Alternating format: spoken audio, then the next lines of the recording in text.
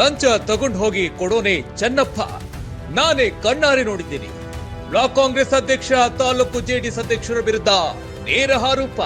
ಲಂಚ ತಗೊಂಡು ಚೆನ್ನಪ್ಪ ನನ್ನ ಆಫೀಸರ್ ನಾನೇ ಕಣ್ಣಾರೆ ನೋಡಿದ್ದೀನಿ.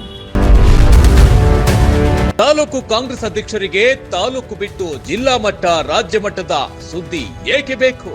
ಅವರು ತಾಲೂಕು ಘಟಕಕ್ಕೆ ಮಾಡಿದ್ದಾರೆ ಅಧ್ಯಕ್ಷ.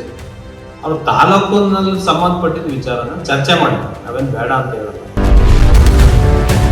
ನಾನು 50,000 ಜನರ ಪ್ರತಿನಿಧಿ. ಅದು ಚೆನ್ನಪ್ಪಂಗೆ ಗೊತ್ತಿದೆಯೋ ಇಲ್ಲವೋ ಗೊತ್ತಿಲ್ಲ. ನಾನು ಒಂದನ್ನ ಅವ್ರು ನೇರವಾಗಿ ಪ್ರಶ್ನೆಯನ್ನು ಮಾಡ್ತೀನಿ. ನಾನು 50,000 ಜನರ ಪ್ರತಿನಿಧಿ. ಅವ್ರು ಚೆನ್ನಪ್ಪ ಗೊತ್ತಿದೋ ಇಲ್ಲವೋ ಗೊತ್ತಿಲ್ಲ. ಚೆನ್ನಪ್ಪಂಗೆ ಕಾರ್ಯಾಂಗ, ನ್ಯಾಯಾಂಗ ಮತ್ತು ಶಾಸಕಾಂಗ ಇದೆ ಅನ್ನೋದು ಜ್ಞಾಪಕ ಇದೆಯೋ ಏನೋ ಗೊತ್ತಿಲ್ಲ. ಚೆನ್ನಪ್ಪನಿಗೆ ಕಾರ್ಯಾಂಗ, ನ್ಯಾಯಾಂಗ ಮತ್ತು ಶಾಸಕಾಂಗ ಇದೆ ಅನ್ನೋದು ಜ್ಞಾಪಕ ಇದೆಯೋ ಗೊತ್ತಿಲ್ಲ. ನಿಖಿಲ್ ಕುಮಾರಸ್ವಾಮಿ ದೇವೇಗೌಡರ ಮೊಮ್ಮಗ ಅಥವಾ ಕುಮಾರಸ್ವಾಮಿ ಮಗ ಎಂಬ ಕಾರಣಕ್ಕೆ ಅವನು ರಾಜ್ಯ ಸರ್ಕಾರವನ್ನ ಟೀಕೆ ಮಾಡಬಹುದಾ?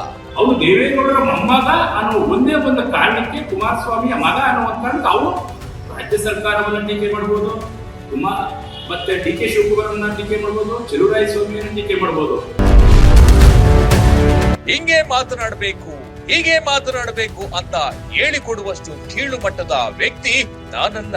ಮಾತಾಡಬೇಕು, ಹೀಗೆ ಮಾತಾಡಬೇಕು ಅಂತ ಹೇಳಿಕೊಡುವಷ್ಟು ಕೀಳು ಮಟ್ಟದ ವ್ಯಕ್ತಿ ನಾನಲ್ಲ, ಸ್ವಾಭಿಮಾನಿ. ಸದ್ಯಕ್ಕೆ ಈ ವಾಕ್ ಸಮರ ನಿಲ್ಲುವ ಲಕ್ಷಣ ಕಾಣುತ್ತಿಲ್ಲ. ತಾಲೂಕು ಜೆಡಿಎಸ್ ಮಾಜಿ ಅಧ್ಯಕ್ಷ ಡಿ.ಟಿ. ಶ್ರೀನಿವಾಸ್ ಹೇಳಿಕೆಯ ವಿರುದ್ಧ ಜಾಗ ಫಿಕ್ಸ್ ಮಾಡೋವರೆಗೆ ನಡೆದಿದ್ದ ಮಾತಿನ ಸಮರ ಇಲ್ಲಿಗೆ ನಿಲ್ಲದೆ ಬ್ಲಾಕ್ ಕಾಂಗ್ರೆಸ್ ಕಚೇರಿಯಲ್ಲಿ ಕರೆಯಲಾಗಿದ್ದ ಸುದ್ದಿಗೋಷ್ಠಿಯಲ್ಲಿ ಮುಂದುವರೆದಿದೆ. ಜೆಡಿಎಸ್ನ ತಾಲೂಕು ಅಧ್ಯಕ್ಷ ಚೆನ್ನಪ್ಪರವರು ನನ್ನ ವಿಚಾರದಲ್ಲಿ ನೀಡಿರುವ ಸಲಹೆಯನ್ನ ನಾನು ಸ್ವೀಕಾರ ಮಾಡ್ತೇನೆ. ಆದ್ರೆ ನಾನು ಮೈಸೂರು ಭಾಗದ 50,000 ಜನರ ಪ್ರತಿನಿಧಿ. ರೈತ ಉತ್ಪಾದಕರ ಕಂಪನಿಗಳ ರಾಜ್ಯ ನಿರ್ದೇಶಕನಾಗಿದ್ದೇನೆ. ನಾನು ಹೋದ್ರೆ ವಿಧಾನಸೌಧದಲ್ಲೂ ನನ್ನ ಕಾರನ್ನ ನೇರವಾಗಿ ಬಿಡ್ತಾರೆ. ಈ ವಿಷಯ ಚೆನ್ನಪ್ಪಂಗೆ ಗೊತ್ತಿಲ್ಲ ಅನ್ಸುತ್ತೆ. ನಾನೊಬ್ಬ ಜನಪ್ರತಿನಿಧಿಯಾಗಿ ಮಾತನಾಡಿದ್ರೆ ತಪ್ಪು.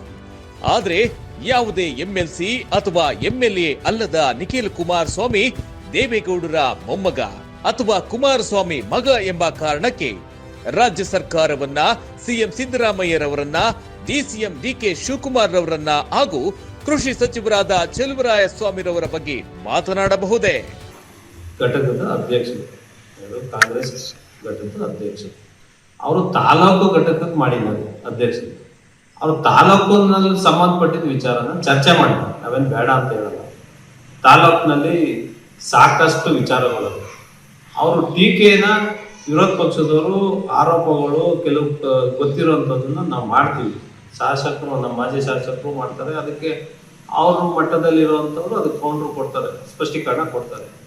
ಇವರು ಜಿಲ್ಲೆ ವಿಚಾರ ತಗೊಂಡ್ಬಿಡ್ತಾರೆ, ರಾಜ್ಯದ ವಿಚಾರ ತಗೊಂಡ್ಬಿಡ್ತಾರೆ, ತಾಲೂಕದ ಬಿಟ್ಟೇ ಬಿಡ್ತಾರೆ. ಅವನ್ನೆಲ್ಲ ಬಿಡಬೇಕು. ನಾವು ಇವಾಗ ಗೌರವಯುತವಾಗಿ ನಾವು ಬಹುವಚನದಲ್ಲಿ ಅವ್ರ ತರ ಕೀಳ್ಮಟ್ಟಕ್ಕೆ ಕೇಳಿದ್ವಿ. ನಾವು ಆ ಭಾಷೆನ ಬಳಸಿ ಮಾತಾಡಕ್ ಹೋಗಲ್ಲ. ಮುಂದಿನ ದಿನಗಳಲ್ಲಿ ಏನಾದ್ರು ಮುಂದುವರೆದ್ರೆ ನಾವು ಕಲ್ತಿಲ್ಲ ಅಂತ ಏನಿಲ್ಲ. ಎಲ್ಲ ಚೆನ್ನಪ್ಪನವರು ಒಂದು ಪ್ರಶ್ನೆಯಲ್ಲಿ ಹೇಳಿದ್ದಾರೆ, ರಾಜೇಶ್ ಅವರು ಇಲ್ಲೇ ಮಾತಾಡಬೇಕು, ಇದು ಮಾತಾಡಬೇಕು. ಅವರ ಸಲಹೆಯನ್ನು ತಗೊಳ್ಳೋದಕ್ಕೆ ನಾನು ಸಂಪೂರ್ಣವಾಗಿ ಸಿದ್ಧನೆ. ಆದ್ರೆ ಚೆನ್ನಪ್ಪನವರು ಮಾತನಾಡುವ ಕರ್ತಲ್ಲಿ, ಪದದಲ್ಲಿ, ಅವರ ಗಾಂಭೀರ್ಯತೆಯಲ್ಲಿ ಒಂದು ದೌರ್ಜನ್ಯನೇ ಕಾಣುತ್ತೆ ಅಲ್ಲಿ ಪ್ರಶ್ನೆ. ಆದ್ರೆ ನಾನು ಒಂದನ್ನ ಅವ್ರು ನೇರವಾಗಿ ಪ್ರಶ್ನೆಯನ್ನು ಮಾಡ್ತೀನಿ. ನಾನು 50,000 ಜನರ ಪ್ರತಿನಿಧಿ. ಅವ್ರು ಚೆನ್ನಪ್ಪ ಗೊತ್ತಿದ್ದೋ ಇಲ್ಲವೋ ಗೊತ್ತಿಲ್ಲ. ನಾನು ಮೈಸೂರಿಂದ ರೈತ ಉತ್ಪನ್ನ ಕಂಪನಿಯ ನಿರ್ದೇಶಕರಾಗಿ ಆಯ್ಕೆಯಾಗಿದ್ದೀನಿ. ಚಾಮರಾಜನಗರ, ಮಂಡ್ಯ, ಮೈಸೂರು ಜಿಲ್ಲೆಯಿಂದ 50,000 ಜನ ನನ್ನ ಪ್ರತಿನಿಧಿಯನ್ನು ಮಾಡಿದ್ದಾರೆ. ಸ್ಟೇಟ್ ಡೈರೆಕ್ಟ್ ಇದ್ದೀನಿ. ವಿಧಾನಸೌಧಕ್ಕೆ ನಾನು ಕಾರ್ ತಗೊಂಡೋದ್ರೆ ಡೈರೆಕ್ಟ್ ಕೊಡ್ತಾರೆ. ಒಬ್ಬ ಸಾಮಾನ್ಯ ಮನುಷ್ಯನು ಯಾರನ್ನು ಬೇಕಾದರೂ ಮೋದಿಯನ್ನು ಪ್ರಶ್ನೆ ಮಾಡ್ಬೋದು, ರಾಹುಲ್ ಗಾಂಧಿಯನ್ನು ಪ್ರಶ್ನೆ ಮಾಡ್ಬೋದು, ಮತ್ತೆ ನಮ್ಮ ಸಿದ್ದರಾಮಯ್ಯನವರ ಪ್ರಶ್ನೆ ಮಾಡ್ಬೋದು. ಒಬ್ಬ ಸಾಮಾನ್ಯ ಪ್ರಜೆನೂ ಸುಧಾ ಇಲ್ಲ. ರಾಜೇಶ್ ಅವರು ಅವ್ರು ಯಾರನ್ನೂ ಪ್ರಶ್ನೆ ಮಾಡೋ ಹಕ್ಕೇ ಇಲ್ಲ ಅಂತ ಮಾತಾಡ್ತಾ ಇರೋ ಚೆನ್ನಪ್ಪನಿಗೆ ಕಾರ್ಯಾಂಗ, ನ್ಯಾಯಾಂಗ ಮತ್ತು ಶಾಸಕಾಂಗ ಇದೆ ಅನ್ನೋದು ಜ್ಞಾಪಕ ಗೊತ್ತಿಲ್ಲ. ಅವ್ರಿಗೆ ಇರುವ ಅರಿವಿದ್ರೆ ನಿಖಿಲ್ ಕುಮಾರಸ್ವಾಮಿ ಈಗ ಗ್ರಾಮ ಪಂಚಾಯತ್ ನಂಬರ್ ಅಲ್ಲ, MP ಅಲ್ಲ, MLA ಅಲ್ಲ, ಅವರು ದೇವೇಗೌಡರ ಮೊಮ್ಮಗ ಅನ್ನೋ ಒಂದೇ ಒಂದು ಕಾರಣಕ್ಕೆ, ಕುಮಾರಸ್ವಾಮಿಯ ಮಗ ಅನ್ನೋ ಒಂದು ಕಾರಣಕ್ಕೆ ಅವರು ರಾಜ್ಯ ಸರ್ಕಾರವನ್ನ ಟೀಕೆ ಮಾಡ್ಬೋದು, ಮತ್ತೆ DK ಶಿವಕುಮಾರನ್ನ ಟೀಕೆ ಮಾಡ್ಬೋದು, ಚೆಲುವರಾಯಸ್ವಾಮಿಯನ್ನ ಟೀಕೆ ಮಾಡ್ಬೋದು. ಅವನೇನು ಅಲ್ಲ, ನಾನಾದ್ರೂ ಒಂದ್ಸಲಿ ತಾಲೂಕ್ ಪಂಚಾಯಿತಿಯ ಸದಸ್ಯನಾಗಿದ್ದೀನಿ, ರಾಷ್ಟ್ರೀಯ ಚಿಹ್ನೆ ಅಡಿಯಲ್ಲಿ ತಾಲೂಕ್ ಪಂಚಾಯತ್ ಸದಸ್ಯನಾಗಿದ್ದೀನಿ, ಮತ್ತೆ 30 ವರ್ಷಗಳ ಕಾಲ ನಾನು ಕೋಆಪರೇಟಿವ್ ಆಕ್ಟ್ ಅಲ್ಲಿ ಇದ್ದೀನಿ. ಸರಿಯಾಗಿ ಚೆನ್ನಪ್ಪಲ್ಲಿ ಗೊತ್ತಿಲ್ವೋ ತಿಳ್ಕೋಬೇಕಾಗಿದೆ. ಯಾಕೆಂದ್ರೆ ಆ ಒಂದು ಪರಿಸ್ಥಿತಿ ಹಿಂಗೆ ಮಾತಾಡ್ಬೇಕು ಹೀಗೆ ಮಾತಾಡ್ಬೇಕು ಅಂತ ಹೇಳ್ಕೊಡುವಷ್ಟು ಕೀಳು ಮಟ್ಟದ ವ್ಯಕ್ತಿ ನಾನಲ್ಲ, ಸ್ವಾಭಿಮಾನಿ. ಅವರು ಮಾತನಾಡುವುದ್ರೆ ಅವರಲ್ಲಿ ಇಡ್ತಾ ಇರ್ಬೇಕು. ಯಾರಿಗೆ? ಸುರೇಶ್ ಗೌಡಿಗೆ ಹೇಳ್ಕೊಡ್ಬೇಕಾಯ್ತು. ಅವರು ಚೆಲುವರಾಯಸ್ವಾಮಿಯವರನ್ನ ಏಕವಚನದಲ್ಲಿ ಮಾತನಾಡ್ತಾರೆ, ಏಕವಚನದಲ್ಲಿ. ಅವರು ಬಹುವಚನದಲ್ಲಿ ಮಾತಾಡ್ತಾರೆ, ನಾನು ಬಹುವಚನದಲ್ಲಿ ಮಾತಾಡ್ತೀನಿ. ಅವರು ಏಕವಚನದಲ್ಲಿ ಮಾತಾಡ್ತಾರೆ, ನಾನು ಅದಕ್ಕೆ ಏಕವಚನದಲ್ಲಿ ಮಾತಾಡ್ತೀನಿ. ಅದೊಂದೇನು ತಪ್ಪಿದೆ? ಲಂಚ ತಗೊಂಡೋಗಿ ಕೊಡೋನೆ ಚೆನ್ನಪ್ಪ, ನಾನೇ ಕಣ್ಣಾರೆ ನೋಡಿದ್ದೀನಿ. ಅವನು ಬಿಸ್ನೆಸ್ ಮ್ಯಾನ್. ನಾಗಮಂಗಲದಲ್ಲಿ, ಬೆಂಗಳೂರಲ್ಲಿ ಲೇಔಟ್ ಮಾಡೋದು ಎಲ್ಲಾ ಮಾಡ್ತಾನೆ. ಅವನೊಬ್ಬ ಬ್ರೋಕರ್. ಮಾತನಾಡುವಾಗ ಹಿಂಗೆ ಮಾತನಾಡಬೇಕು, ಹೀಗೆ ಮಾತನಾಡಬೇಕು ಅಂತ ಹೇಳಿಕೊಡುವಷ್ಟು ಕೀಳು ಮಟ್ಟದ ವ್ಯಕ್ತಿ ನಾನಲ್ಲ. ಇನ್ನೊಬ್ಬ ನಮ್ಮ DT ಶ್ರೀನಿವಾಸ್ ಬಗ್ಗೆ ಮಾತನಾಡೋ ಹಾಗಿಲ್ಲ. 2 ಕ್ವಾರ್ಟರ್ ಕೊಡೋದನ್ನ ನಿಲ್ಲಿಸಿಬಿಟ್ಟಿದ್ದೀನಿ, ಅದಕ್ಕೆ ಮಾತನಾಡ್ತಾನೆ. ಅವನ ಬಗ್ಗೆ ನಾನೇನು ಹೇಳೋ ಹಾಗಿಲ್ಲ. ಇನ್ನ ಶಿವರಾಮಣ್ಣ SCಗಳ ಹೆಸರು ಹೇಳಿಕೊಂಡು ದುಡ್ಡು ಗೀಸ್ಕೊಳ್ಳೋದ್ರ ಬಗ್ಗೆನೂ ಗೊತ್ತಿದೆ. ಇನ್ನು ಮುಂದಾದ್ರೂ ಸುರೇಶ್ ಗೌಡ ಇವರಿಗೆ ಬುದ್ಧಿ ಹೇಳಲಿ. ಗಣಪತಿ ಗಲಾಟೆ ವಿಷಯದಲ್ಲಿ ನಮ್ಮನೆ ಕದ ಒದ್ದ ಮದ್ದೂರು ಇನ್ಸ್ಪೆಕ್ಟರ್ ಸಸ್ಪೆಂಡ್ ಆದ. ನಾನು ಕುಟುಂಬ ರಾಜಕಾರಣದಲ್ಲಿ ಇಲ್ಲ, ನಾನು ಪ್ರಜಾಪ್ರಭುತ್ವದ ವ್ಯವಸ್ಥೆಯಲ್ಲಿ ಇದ್ದೇನೆ ಎಂದು ಹೇಳಿದ್ರು. ಲಂಚ ತಗೊಂಡ್ಕೊಡೋನೆ ಚೆನ್ನಪ್ಪ. ನನ್ನ ಆಫೀಸರ್ ನಾನೇ ಕಣ್ಣಾರ ನೋಡಿದ್ದೀನಿ. ಚೆನ್ನಪ್ಪನಾದ್ರೂ ಲೆವೆಟ್ ಮಾಡ್ಬೇಕು, ಬಿಸ್ನೆಸ್ ಮಾಡ್ಬೇಕು, ಬೆಂಗಳೂರು ಬಿಸ್ನೆಸ್ ಮಾಡ್ಬೇಕು. ಅವನು ಲಂಚ ಕೊಟ್ಟು ಅಭ್ಯಾಸ ಇದೆ. ನಾವು ಲಂಚ ತಿನ್ನೋರುವಲ್ಲ, ಲಂಚ ಕೊಡಿ ಅಂತ ಪ್ರೇರಣೆ ಮಾಡಿ. ಲಂಚ ಯಾರು ತಗೋತಾ ಇದ್ರೆ ಹೋಗಿ ಕೇಳಿ ತಾಲೂಕ್ ಆಫೀಸಲ್ಲಿ. ಅವ್ರಿಗೂ ರೈಟ್ಸ್ ಇದೆ ಕೇಳಕ್ಕೆ.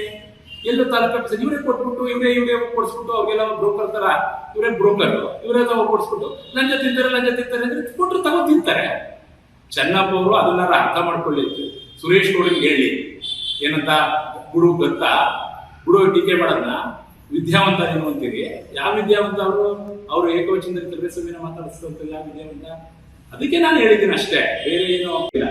ಇನ್ನೊಬ್ಬ ನಮ್ಮ DT ಶ್ರೀನಿವಾಸ್ ಅವರು ಜಿಲ್ಲಾ ಪಂಚಾಯತಿ ಮಾಜಿ, ಅವ್ನ ಬಗ್ಗೆ ಮಾತಾಡಂಗಿಲ್ಲ. ಯಾಕೆಂದ್ರೆ 2 ಕ್ವಾರ್ಟರ್ ಕೊಡೋದು ನಿಲ್ಸ್ಬಿಟ್ಟಿದ್ದೀನಿ, ಅದಕ್ಕೆ ಅವನು ಕ್ವಾರ್ಟರ್ ಕೊಡಲಿಲ್ಲ ಅಂತ ಏನೇನೋ ಮಾತಾಡ್ತಾನೆ. ಅದ್ರ ಬಗ್ಗೆ ನಾನೇನೆಲ್ಲ ಬೆಳಿಗ್ಗೆ ಯಾರ್ದೋ ದುಡ್ಡು ಇಸ್ಕೊತಾನೆ, ಒತ್ತಡಕ್ಕೆ ಯಾರ್ದೋ ದುಡ್ಡು ಇಸ್ಕೊತಾನೆ, ಎಲ್ಲ ನನಗೆ ಗೊತ್ತಿದೆ. ಅವನ ಬಗ್ಗೆ ನಾನೇ ಒಂದು ಹೇಳಿದ್ದೀನಿ. ಅವನ ಬಗ್ಗೆ ಏನು ಮಾತಾಡ್ತೀನಿ. ಇನ್ನು ಶಿವರಾಮಣ್ಣ ಏನು SCಗಳು ಏನ್ ಮಾಡ್ತಾನೆ, SCಗಳು ಹೆಸರಿಟ್ಕೊಂಡು ದುಡ್ಡು ಇಸ್ಕೊತಾನೆ, ಅದೆಲ್ಲ ನಮಗೂ ಗೊತ್ತಿದೆ. ಅವ್ರ ಬಗ್ಗೆ ನನಗೆ ಹೋಗಿ ಮಾತಾಡೋ ಅವಶ್ಯಕತೆ ಇಲ್ಲ, ಅದರ ಅವಶ್ಯಕತೆ ನನಗೆ ಏನಿಲ್ಲ. ಒಬ್ಬ ಗಣಪತಿ ವಿಚಾರಕ್ಕೆ ರಾಜೇಶ ಮತ್ತು ಮಗನೇ ಕಾರಣ ಅಂತ ನೋಡಿ. ಈಗಾಗಲೇ ಸತ್ಯ ಒಪ್ಕೊಂಡ್ರ ಅವರು. ಅದ್ರ ಮುಸ್ಲಿಮ್ಸ್ ಗಲಾಟೆ ಮಾಡೋದು ಯಾಕೆ ಎತ್ಕೊಟ್ಟಿದ್ರು, ಯಾಕೆ ಕರ್ಕೊ ಬಂದ್ರು? ಅದನ್ನ ನೋಡಿ. ಆಯ್ತು, ನಾವು ಗಲಾಟೆ ಆಗಿದ್ರೆ ಅದು ಸರಿಪಡಿಸ್ಕೊಳ್ಳೋದು. ಬೆಂಕಿ ಇಡ್ತಾರೆ ಯಾರು? ಇವರೇಯ. ಪೆಟ್ರೋಲ್ ತಂದ್ರೆ ಯಾರು? ಇವರೇಯ. ಅದರಿಂದ ನೋಡಿ, ಸತ್ಯ ಇವತ್ತಾರ ಒಪ್ಕೊಂಡ್ರು. ಅಲ್ಲಿ ಗಲಾಟೆ ಮಾಡಿದ್ರು. ನಾವು ಒಂದು ಸತ್ಯನ ಚೆನ್ನಪ್ಪನೇ ಒಪ್ಕೊಂಡೆ ಅಲ್ಲಿಗೆ ದೇವರು.